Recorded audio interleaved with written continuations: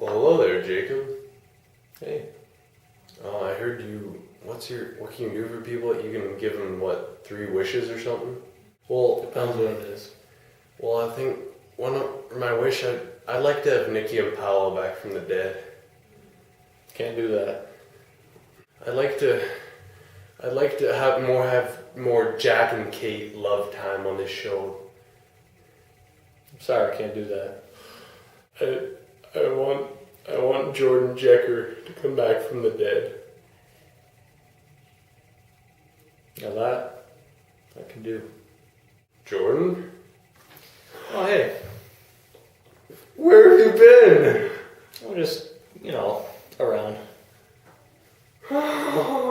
Hey there. Hey. Welcome to Polar Bear Feces 609. Sorry, I've been away from so long. Oh, Aeterno. Oh, Aeterno. This is the New Life Edition, as we call it. Mm-hmm. Or on a sadder note, we could also call it the Alcohol Edition. Mm-hmm. We have a special guest star with us today, the boar that was walking through the ship. Mm. We might eat it later. Yeah.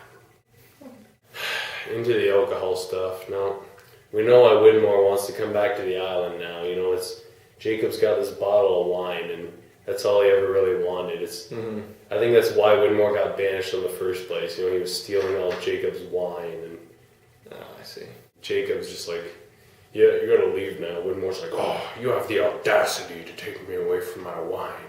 Widmore's had to resort to this crappy McCutcheon's off island, and we see how, drunk Jacob is, holding his wine bottle upside down. That is strong wine. Everyone's like, oh, he's poetic, he's using a metaphor. No, he's been drinking. Yeah, he's a little confused there, I think. That's probably why he chose Jack to replace him, too. Probably. Who's the next drunkest guy in the world? Desmond. I think he's what's behind that locked door on Widmore's submarine, because we know he likes drinking too. And the only way he can keep him away from his daughter, Penny, is to lock him in this door and, bring him to the island. Probably brought his son too, Desmond's little son Charlie, teach him how to drink, or maybe he's gonna do the old Charlie thing, he'll go find the Virgin Mary statues and heroin. And oh boy. this stuff also is happening in the past. We see Jacob take Richard, give him, 4 drinks in the ocean, Yeah, the way Richard was responding, I don't think it was strong enough for him. Yeah, he's just like, oh, I'm not really satisfied. There wasn't a fight between these two guys at all. It's just he realized Richard was thirsty, but Richard really wanted the wine, and he did bring it out, and then Richard didn't take it anyways. I don't know what he wants. There's a lot of other issues going on too. Like we see Sun. I love the beginning of this episode. Sun was being so creative. She was. She did not mention her husband at all. She's talking about these new topics like candidates and she should be nominated for something. Oh, I heard she's already in the Emmys. Like she's winning most creative actress or some kind of award like that. I think she deserves more than that. Maybe like the Nobel Prize or something. And the Dove Award and the medal. Mm-hmm. And the medal. Mm-hmm. She should win the Olympics, just because she's such a good actor. What's his name? No, Sun. Now, we have other sensitive issues, like we have this language issue. Like, everyone on the show who learns to speak English seems to be more perfect than anyone else. Like, Sun and Jin both learn how and become better people. Mm-hmm. And then Richard's about to die, but no, he knows English. That's languageist, I think. Yeah. It just seems like they're saying English is so dominant over all other languages.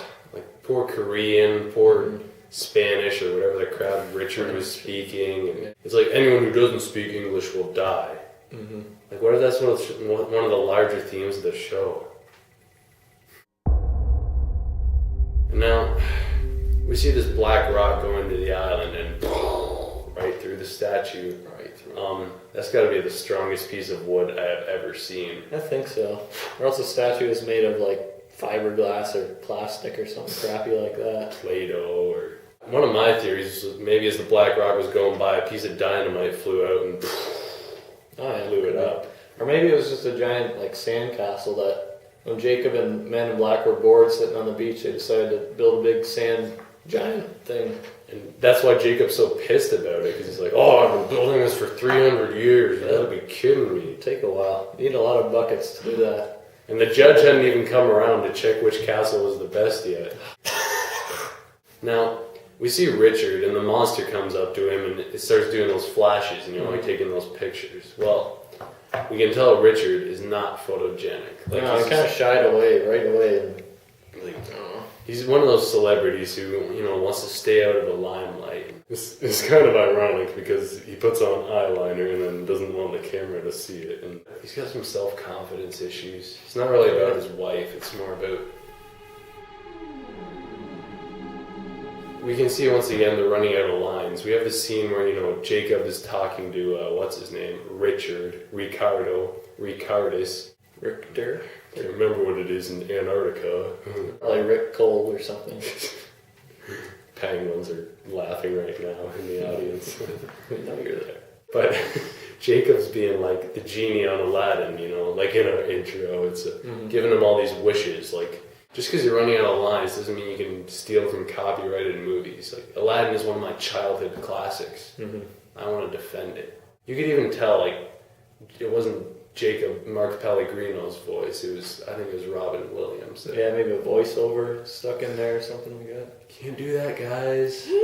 There's cops in Hawaii too, somewhere on surfboards. And there seems to be like a parallel between maybe Jafar and the black smoke, like... when Jafar turns into a snake, we got this, snake monster. There's a lot of Aladdin themes in the show. Jasmine, it's like Nikki, she gets buried in the sand. And yeah.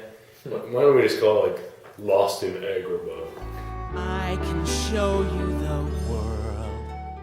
Now, I know we're going to have another flashback pretty soon, and this one's not going to be for a person, it's going to be for the Black Rock and the White Rock.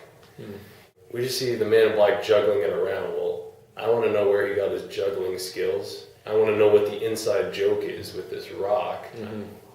Maybe we'll even learn, like, where color originated. Oh, I hope so. And Rocky will star in that episode, I'm sure. What's funny is we have another inside joke now, and this one's on Jack. It's like everyone knows what's going on with John Locke, and he's like, what? Jack, you silly. Like, everyone's going to be throwing around white rocks and saying inside joke, and Jack will just be kind of like, why didn't anybody tell me this? Forget about staring out of the ocean. It's not going to help you now, Jack. At the beginning of the episode, we saw Lana, she's in the hospital, wrapped up in all these casts, Jacob's been putting her through tests so that she'll effectively be able to protect the candidates later on. What kind of tests do you think these are? Physical, mental? I think these are a lot of, like, island tests. Island tests. He probably found a Dharma van and had it run over her. Told her to jump off a cliff into an ocean, stand in a submarine and let it blow up. I got you. Throw in a shark tank with a Dharma shark. And Alana, kind of ends up in those same casts every time, just barely alive. And Jacob's like, well, just in case. You're kind of overdoing it. But A little bit. Oh, well, that brings us to our final thing.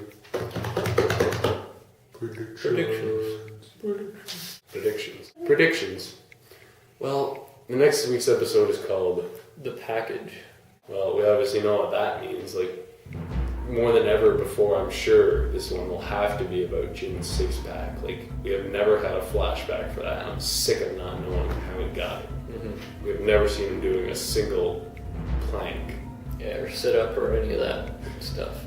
Or it could be, Widmore's got this package, behind that locked door. It's like delivery for Jacob or something. That's why Widmore came. Maybe he's like, oh, Jacob, I picked up your latest magazine for you, your latest edition of Good and Evil. And Jacob's, I hear this is a good one, collector's edition. Well, we're out of time for today. Remember, Jacob made you special. And he loves you very much. Bye. Bye.